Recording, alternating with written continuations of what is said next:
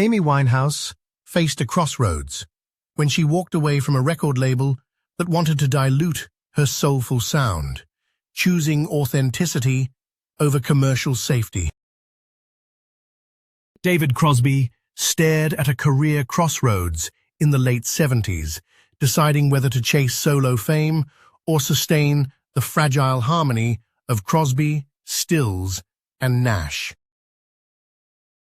Barbara Walters confronted a pivotal moment when she chose to leave daytime television, risking her reputation to become the first female evening news anchor. Tony Bennett reached a turning point in his 40s, opting to embrace the new jazz club scene rather than cling to big band nostalgia. Sinead O'Connor's Crossroads emerged after a controversial performance, forcing her to decide between artistic protest and mainstream acceptance. Norm Macdonald faced a career fork when he left Saturday Night Live, weighing the comfort of a TV gig against the freedom of stand-up. Sidney Poitier's defining crossroads came when he turned down stereotypical roles, demanding scripts that portrayed black dignity.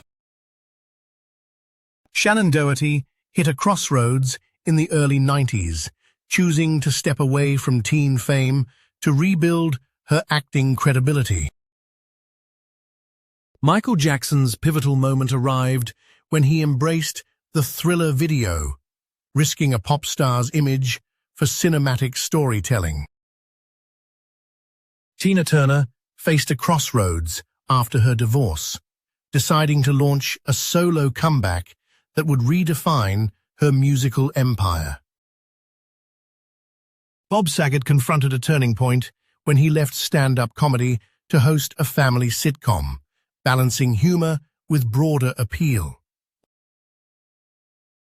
The night Samuel L. Jackson stared at the ceiling of a dim Los Angeles rehab room, the world outside humming with the same restless energy that had once fueled his addiction. It was 1991, a year that could have been the final reel of his story. A near-fatal overdose left his body bruised, his spirit cracked, and a voice in his head, his mother's steady, unyielding love, asking, "What now?" His mother, Ruth, had been the anchor in a sea of chaos. A schoolteacher who worked 3 jobs to keep the family afloat, she taught young Sam the power of words, the rhythm of a good story, and the importance of standing up for yourself. Their kitchen conversations, peppered with jazz records and poetry, were the first script Sam ever learned to read. When she fell ill in the early 80s, her frailty forced Sam to confront mortality before he ever tasted fame. Her whispered warning, "Don't let the streets own you," became a mantra that resurfaced each time his career stalled. At the same time, a mentor emerged from the very streets he feared, Spike Lee. The young filmmaker, fresh from creating She's Gotta Have It, saw a raw intensity in Sam that the mainstream industry dismissed. Spike offered him a role in School Days, 1988, a modest part that nonetheless placed Sam inside a community of black creators daring to rewrite Hollywood's script. Their partnership was more than director and actor. It was a dialogue about representation, identity, and the cost of breaking barriers. Spike's belief in Sam's talent planted a seed of possibility, even as Sam wrestled with his own demons. But the crossroads that would redefine his trajectory arrived in an unassuming Brooklyn loft. Quentin Tarantino, a then unknown writer-director, was rehearsing a scene for Reservoir Dogs when he met Sam at a Hollywood party. The conversation turned to the power of profanity, to the idea that a character could speak truth through anger. Tarantino offered Sam the role of Jules Winnfield, a philosophical hitman whose monologue about Ezekiel 30:25 would become cinema's most quoted speech. Sam hesitated. It's a black lead role in a low-budget indie. What if it flops? Yet the memory of his mother's voice and Spike's encouragement nudged him forward. The decision to accept Jules was a gamble on two fronts: artistic integrity and personal redemption. In the months leading up to filming, Sam balanced rehab meetings with script readings, his daily routine a tightrope between sobriety and the lure of old habits. He told a 1995 interview with Rolling Stone that the script's raw honesty mirrored his own fight for control, and that playing Jules felt like reclaiming his narrative. The film's premiere in 1994 was a turning point that rippled outward. Critics praised his electrifying delivery.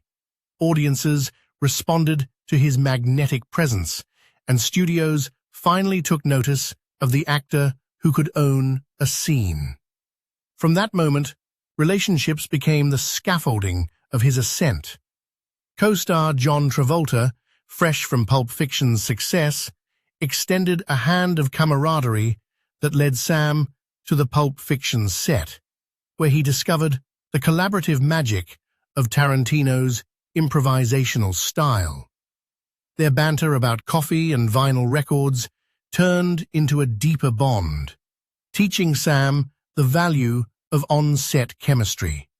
Fans, too, entered the equation. The internet's early forums buzzed with screenshots of Jules's Ezekiel speech, and Sam's distinctive, voice-deep, resonant, unmistakable became a cultural shorthand for cool confidence. He embraced this connection, launching a series of public appearances where he would quote his own lines, a playful nod that cemented his place in pop culture. The relationship with his audience was no longer passive. It was a dialogue that kept him grounded, reminding him that his story was still being written. As the 1990s progressed, Sam's choices reflected a careful navigation of typecasting versus artistic freedom. He turned down roles that offered fame without substance, opting instead for projects like Jackie Brown, 1997, where he could explore nuance under Tarantino's direction, and The Negotiator, 1998, a thriller that showcased his ability to command a lead role. Each decision was a conversation with his past self, a negotiation between the actor who once feared the spotlight and the man now shaping it. Family remained a constant anchor. His sister Lorna, a school counselor, reminded him of the importance of giving back. Together they founded the Samuel L. Jackson Community Outreach Program, delivering acting workshops to underprivileged youth. The program, launched in 2003, reflects the same kitchen conversations he shared with his mother. Stories become tools for empowerment. Today, Sam stands at yet another crossroads, this time defined not by survival, but by legacy.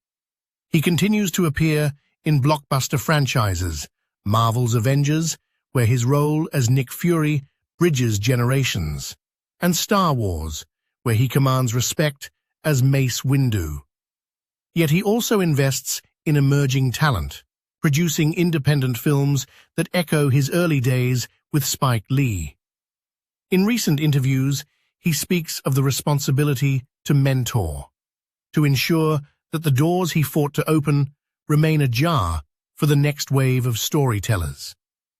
The narrative of Samuel L. Jackson is not a linear ascent, but a series of relational pivots: mother's love, mentor's belief, director's risk, co-star's camaraderie, fans' devotion, siblings' partnership, all converging at moments of choice.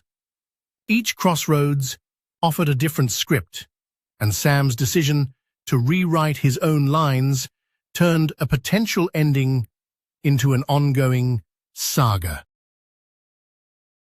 As long as the lights stay on and the stories keep flowing, his voice will continue to echo, reminding us that the most powerful turnarounds begin with a single, courageous yes.